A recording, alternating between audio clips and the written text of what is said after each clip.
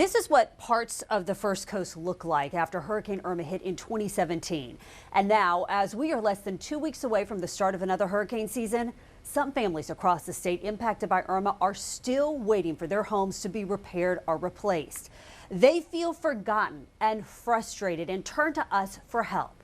Tonight, we're on your side investigating a state program created to help hurricane victims that some say has done just the opposite.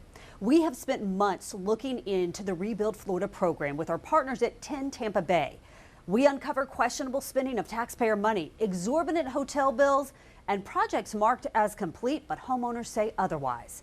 And our investigation is prompting the state to take action. When that contractor throws their hands up and just abdicates that responsibility to somebody else, of course, in each one of those cases, we step in. We've been on the ground in a lot of these homes recently. Tonight, we kick off our week-long series, Waiting for Rebuild.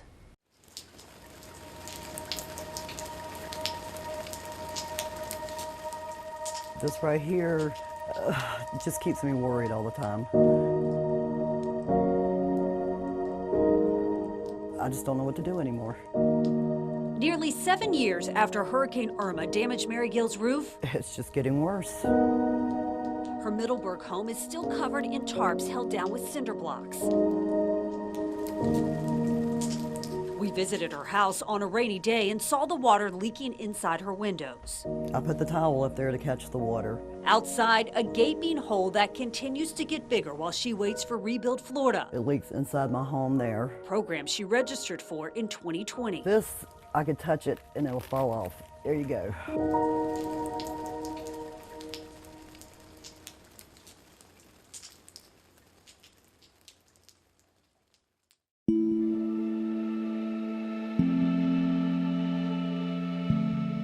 Rebuild Florida is a program administered by the Florida Department of Commerce, previously known as the DEO, the Department of Economic Opportunity.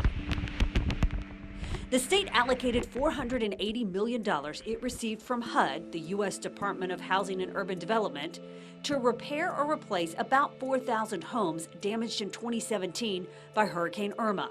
Many of the applicants elderly, disabled, or low income. 844-833-1010, that's it. Gill says she spent countless hours calling her caseworkers at Rebuild Florida, I've had about 6. trying to find out when the work will begin. That was my caseworker's number and the mailbox is full. She shared this email from Rebuild Florida saying Hurricane Irma damage had been confirmed on her home and her application was pending environmental review. I think it's since March 2021 I have been waiting for an environmental inspector to come to my home before any work can get done.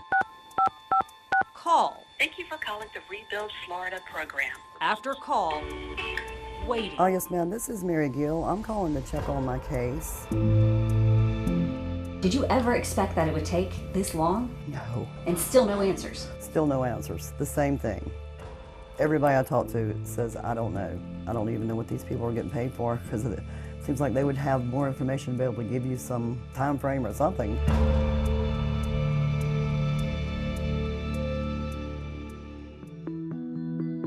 I call them and tell them my problems. She's not the only one waiting for Rebuild. All I get to run around. FloridaCommerce says more than 3,600 homes have been completed in the Hurricane Irma program. 233 are in construction and 58 in pre-construction. The workmanship is shabby. But we've heard from some who are back in their homes and still waiting for repairs, Right there you see it rising. like Anthony Stevens, who lives in Jacksonville. Okay, this is not supposed to be. The disabled veteran got a new house through the program. I mean, this garbage is supposed to here, but it doesn't work. Has it ever worked? No ma'am, hadn't worked from day one. Turn it on for me. There's no button. We partnered with 10 Investigates at WTSP in Tampa The biggest thing that I've seen is this 2022 audit. for a statewide investigation. And they're like trapped. If you look at these contracts, they can't get out. If they do get out, they have to pay everything that's already been done.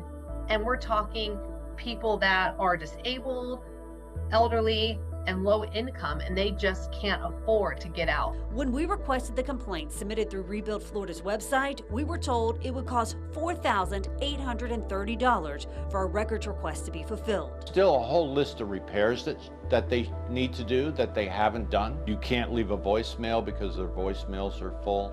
You send an email, If you're lucky, you get a reply or you get a standard reply. I'll look into that. I have quite a few of those.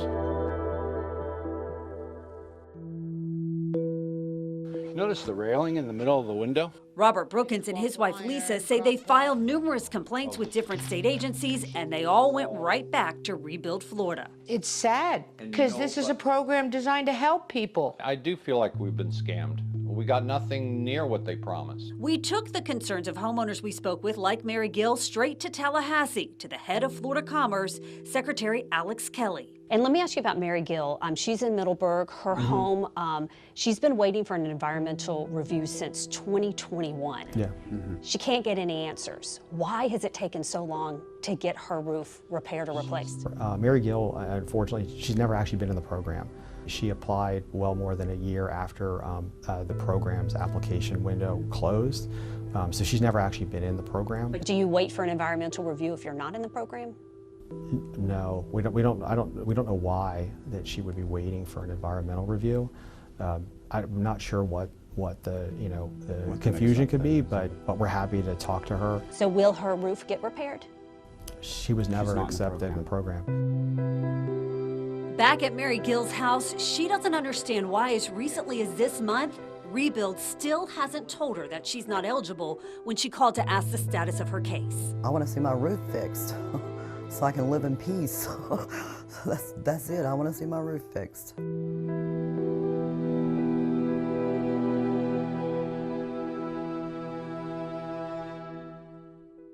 Now, this is just the beginning of our investigation waiting for Rebuild, which has prompted the state to visit dozens of homes.